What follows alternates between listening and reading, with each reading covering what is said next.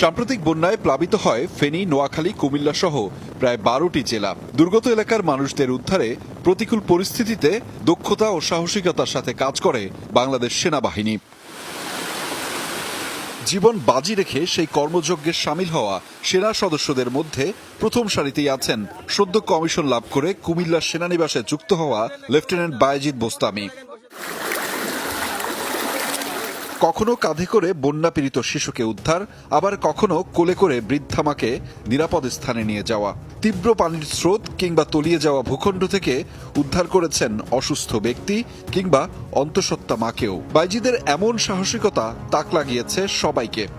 প্রথম দিন যখন রেস্কিউ অপারেশনে যায় 22শে আগস্ট, তখন খুব কাছ থেকে মানুষের বাঁচা আর্তনাদটা দেখেছি। আর ওই সময়টাতে পরিস্থিতিটা অনেক ভয়াবহ ছিল। সেই পরিস্থিতির মধ্যে থেকে আমি আমার টিমকে সাথে করে নিয়ে এত শত শত মানুষকে রেস্কিউ করে সেফ জোনে নিয়ে আসতে পেরেছি এবং মানুষের মুখে হাসি ফোটাতে পেরেছি।